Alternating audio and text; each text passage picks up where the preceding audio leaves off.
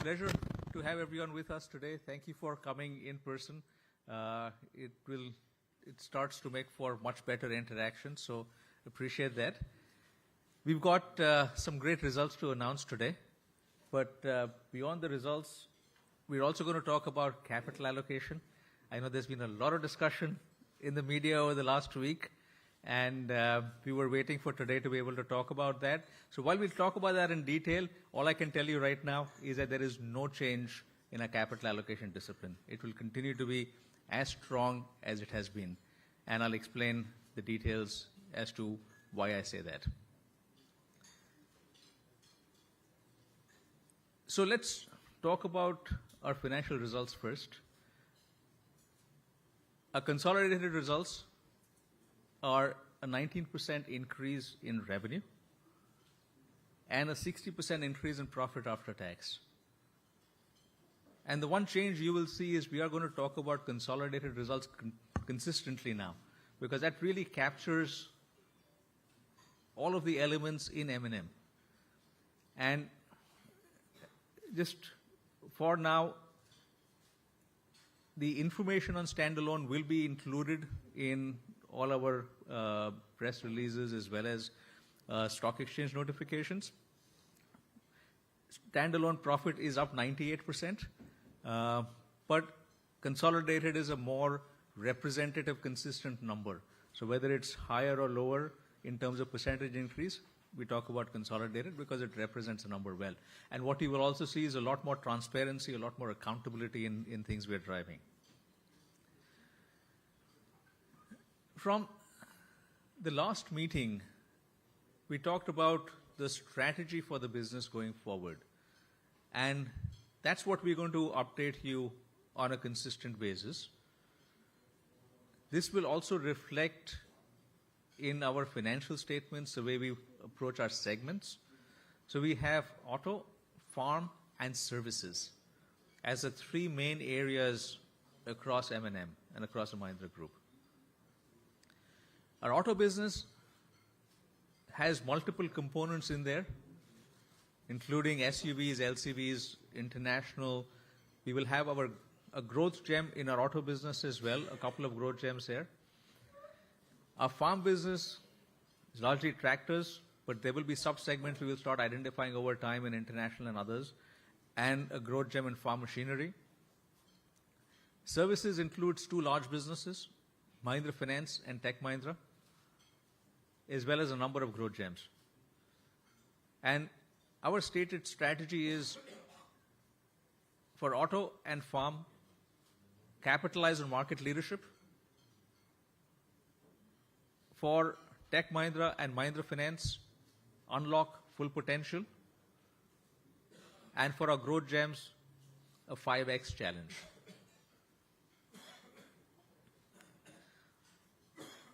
So let's look at how we've done in this last quarter. Let's start with auto and farm around capitalizing on market leadership. In auto, SUV production is up significantly. And as you would have seen our July numbers as well, it's up even higher.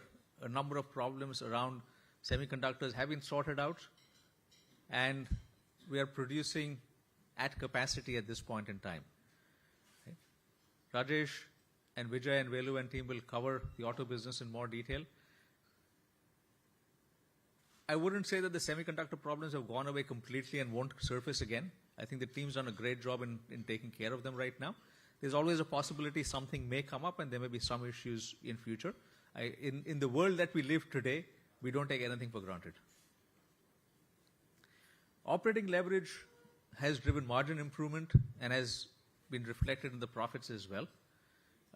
What you see on the bottom line there, the profit number is up 3x at 1,400 plus crores.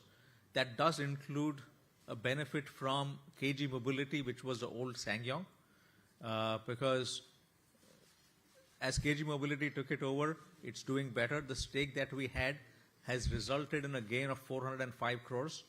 So that 1,400 number should be you got to deduct 405 crores to really get the ongoing auto business, which is still up 2.2 times, which is significant. So just sort of, again, pointing that out as one of the drivers of it. The EV programs are on track, and again, Rajesh will talk about that in more detail. So overall, auto business has been really firing on all cylinders. The farm business, while there were a lot of expectations about a tough year and a tough quarter, it has actually turned out fairly well. It's a very resilient performance in light of all of the other challenges. And what we see in the farm business is a profit growth of 21% as well.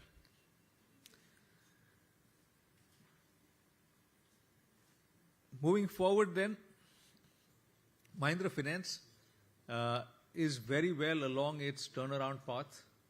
We've been talking about that for the last few quarters. Some of the key highlights here are that the asset growth momentum continues at a fairly significant pace. Asset quality is the single most important factor that we are driving in this business. And asset quality has resulted in gross stage 3 being at 4.35%. This is a number that was at 16 and plus percent 2 years ago. And net stage 3 is at 1.8%. So a number of actions have been taken. We've talked in the past about what we were going to do, and much of that has been done, which is being reflected in these numbers. As a result, what you see is assets under management have gone up by 28%.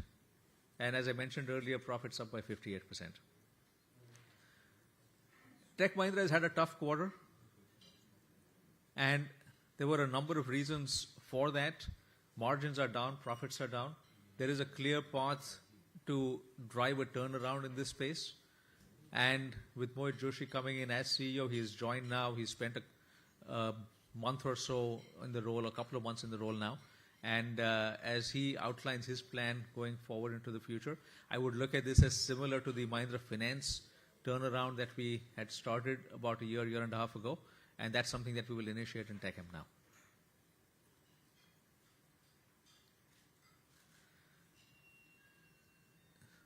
Our listed growth gems, logistics, hospitality, and real estate, are all positioned very well in their industries. Logistics has seen some challenges from the implementation of the integration of Rivigo, and those are behind us now. So you'll see improvements in that going forward.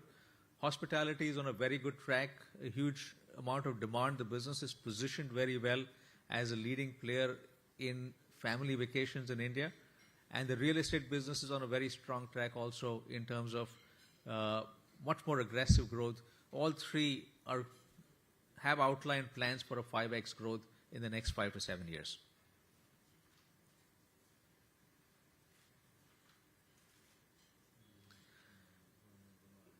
And the final point that I'll make before I hand it over to Rajesh is we continue to deliver on our commitments. We've talked about 18% ROE. We are at 24% right now. And no, that does not mean we're taking the bar up on ROE. 18% is a very strong bar to have. We will continue to maintain that bar. And as we invest in further growth, we might see that 24% come down to 18% at some point, but we feel that that's a very strong bar to have. That's what will enable our 5x growth challenge for our growth gems and really driving that. EPS growth has been 60% as compared to the 15 to 20% commitment that we've delivered. So overall, a very strong quarter. Lots of credit to all our teams that have helped drive these results. And to talk more about that, I'm going to invite Rajesh.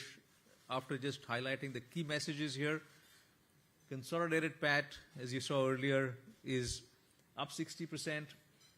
Auto and farm are capitalizing on market leadership. Mahindra Finance moving very well forward. Tech Mahindra, we've got to initiate that turnaround. Capital allocation continues to be very strong for us. In this quarter, it's actually yielded us investment gains as well. In addition to KG Mobility, we had MCIE and we had Sanyo that resulted in 870 crore profit. And consistent delivery on commitments. So with that, Rajesh.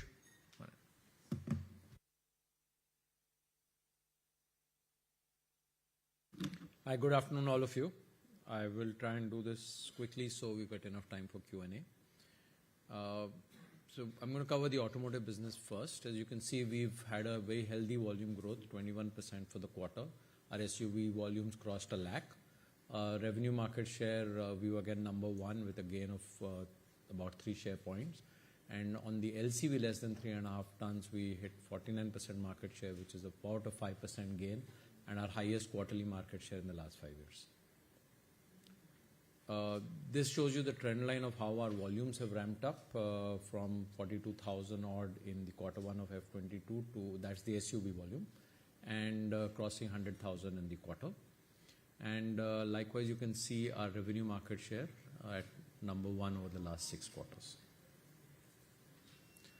This is an update as on 1st August on our open bookings. As you see, we maintained our open bookings at 281,000, and that's in spite of the ramp up that we are seeing in our volumes and sales. That's because some of the newer strong models continue to remain very strong on bookings. Thar is continuing to get 10,000 bookings per month. The Scorpio N, including and Classic together, get 14,000 per month, and you can see that even for 700 is 8,000 per month. So the strong brands continue to be very strong, and overall new bookings are at a rate of 48,000 per month. This is an update on the capacity planning slide that we had shared earlier. We had said that by quarter 4 of last year we would be at 39,000. That's materialized. We saw in July that we sold over 36,000 in the domestic market and about 1,000 in exports. So we were very close to the 39,000 by way of sale, and as Anish said, we met the full capacity utilization by way of production. We had said we would go to 49,000 by the end of quarter 4 of this financial year, and that's on track. We had celebrated selling over 9 lakh of the Scorpio brand. Also, we got a very good army order, and that's something we believe is a very strong part of the brand DNA, and we got the second order in July of 1850 Scorpios. This is the trend line of the LCV less than 3.5 ton volume and market share, and as you can see, we've gained about 5 share points. I would request playing of the Bolero Max AV, which is we've redone the whole Bolero portfolio, and that's one of the key drivers of our increase in the market share. Can we have the AV?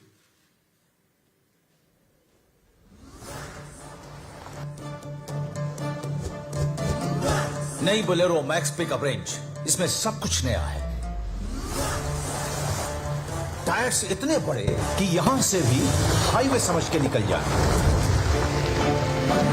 इसका turning radius अब इतना छोटा है कि तंग गलियों से भी सीना चौड़ा करके निकलता है। अलग अलग पेलोड, अलग अलग कार्गो साइज, इतने सारे ऑप्शंस, इसमें सब कुछ नया है, बस एक चीज पुरानी है। आज भी वही भरोसा जिसने इसे बनाया है, इंडिया का नंबर 1 पिकअप। नई Bolero max pickup range, max बने सबसे ज्यादा। So this is actually a fully refreshed product portfolio, all new products in all the we've started taking our new portfolio products international. We've launched the 700 in Australia, and you can see the kind of showrooms we are creating, globally. Strong statement about how we are building our brand globally. You see these visuals across Australia, New Zealand, and South Africa, where we've launched the portfolio of products, all with a view to building a strong brand in these markets. We also set a world record for, this was in the Simpson Desert in South Africa with the Scorpio N.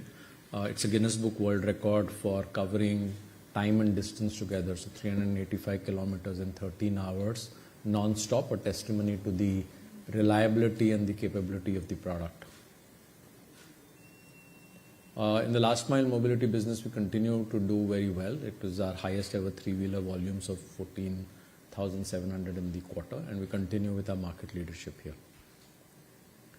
This is a quick look at the auto consolidated results. So you can see the revenue grew 27%. The PBIT without the one-time gain of 405 kg mobility, just as a recap, is the Swell Ssangyong Motor Company, where we've had a mark-to-market gain of 405 crores. So 81% growth without that, and 141% growth if you were to take the mark-to-market on KG mobility. This is, the question gets asked often, when do we get back to the earlier margins? You can see auto standalone is at 7.5% PBIT percentage margin, clearly best among peers, and also getting us back to our F19 margin level, which we had said we will directionally move towards, and we are happy with the pace at which we've been able to accomplish this. A quick look at FES. Volumes were down, but we gained market share. We were expecting Q1 volumes to be slow because of a season shift on Navratra between April and March last year. We've gained a 0.2% share in the quarter and 0.5% share YTD July.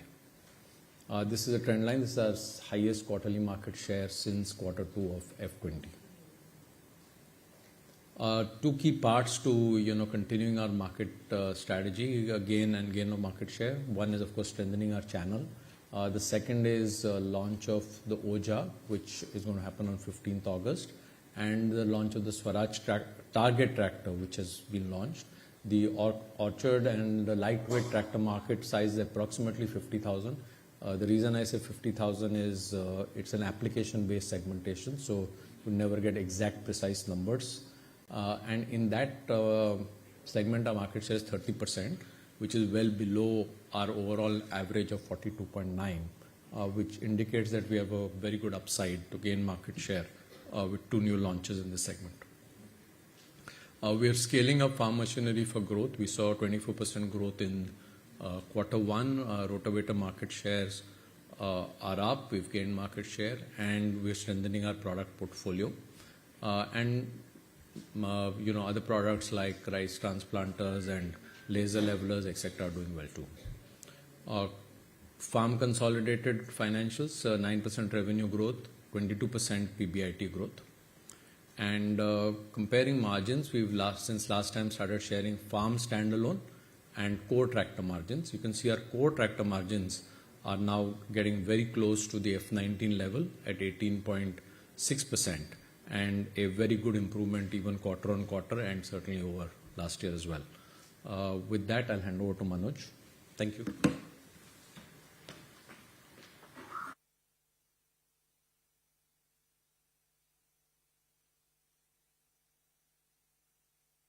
Everybody. I think I'm going to cover some slides quickly on summarizing all the numbers. I think you heard about auto and farm separately. I think the overall numbers at a consolidated level, it's 19% growth in terms of revenue, and it was led by auto, as Rajesh explained. Farm had a steady quarter. Mahindra Finance, I want to call out, it was a 23% growth in Mahindra Finance, so that's another company which has contributed very well to the overall growth. From a PAT perspective, about 60% growth in PAT to 3508. I think we called out the impact of KG Mobility relisting.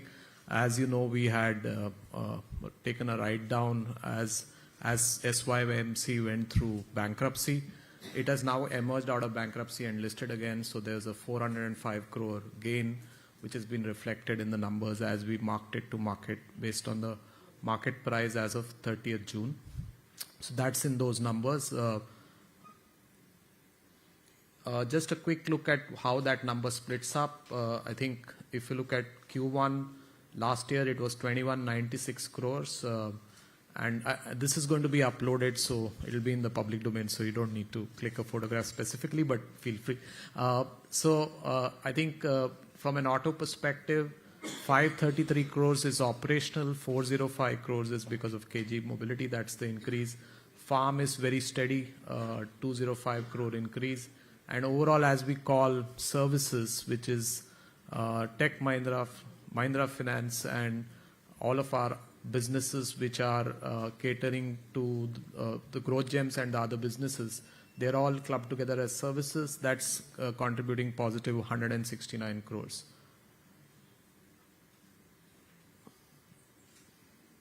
Just a quick look at standalone, and now standalone here reflects the core auto farm business, and that's a growth of 23% and overall growth of 98% in terms of PAT.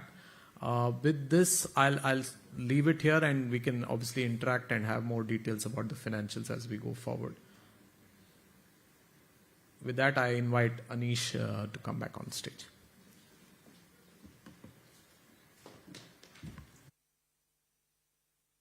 Thanks, Rajesh and Manoj. Topic that I know everyone's very eagerly looking forward to. We'll come back to questions in a few minutes. Let me just spend a few thoughts on this, and then we'll open it up for questions. So first, as I said earlier, I do want to emphasize that our capital allocation discipline has not changed.